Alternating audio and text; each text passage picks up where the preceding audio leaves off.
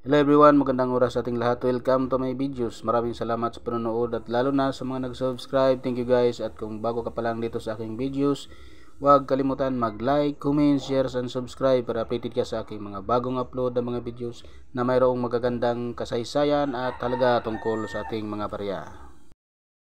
Update tayo guys sa ating bagong lipunan series na si Rizal. Update tayo sa kanyang value sa ating online selling platform sa eBay at sa Carousel Philippines, dahil napakataas na ang bintahan nito guys sa ating mga online selling platform. So titingnan muna natin guys ang kanyang features.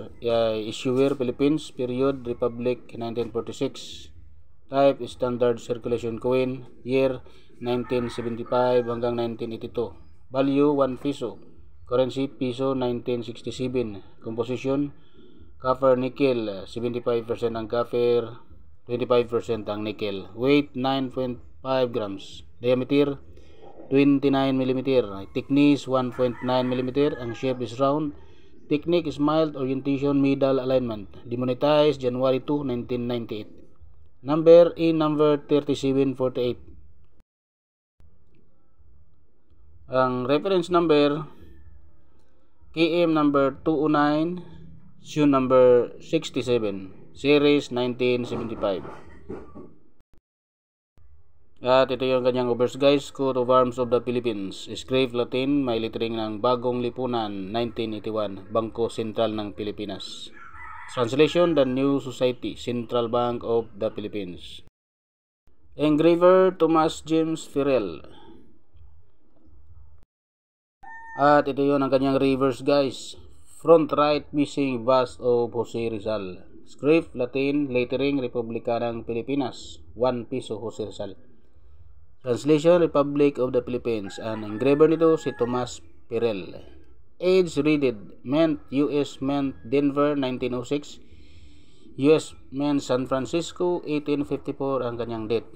BSP Security Complex, Quezon City, Philippines 1975. F. Franklin Mint, Wawa, Pennsylvania, US Mint 1964 ang date.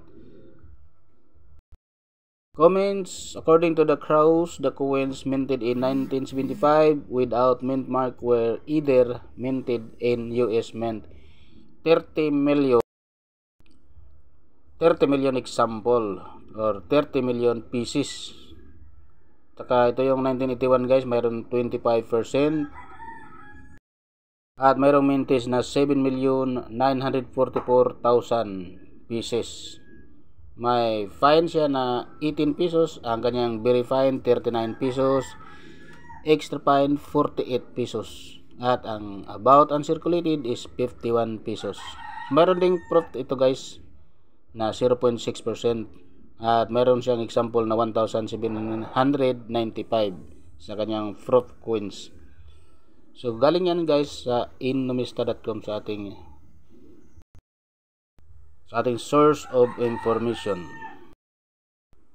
So ang presyohan naman nito guys sa eBay kapag walang grado ay simula 100 hanggang 250 pesos. So walang grado yun guys. Kapag graded naman at nagkakaroon ng grado na PR69 ay umabot ng 8,400 pesos. Yan yung guys ang bintahan sa ating eBay. At sa carousel naman ay 1,000 kapag brilliant uncirculated. So yan guys ang ating mga nakuhang impormasyon tungkol sa ating 1 peso ang Bagong Lipunan 1981 Jose Rizal. Yun guys, kung meron kayong ganito guys, mag-inquire na lang kayo doon sa ating mga online selling sa eBay, Carousel at sa Lazada. Para po mayroon kayong referral sa inyong mga coins na mga na-stock lamang. Kaya pwede kayo mag-display doon para po mayroon kayong inaasahan na maibenta ang inyong mga coins. So, kailangan lang po mag-display sa eBay at saka sa Carousel at Lazada. So yun guys, ang nakuha natin mga informasyon galing sa ating mga online selling at sa innomista.com. Maraming salamat sa panonood at huwag kalimutan mag-like, comment, share, and subscribe. God bless sa ating lahat.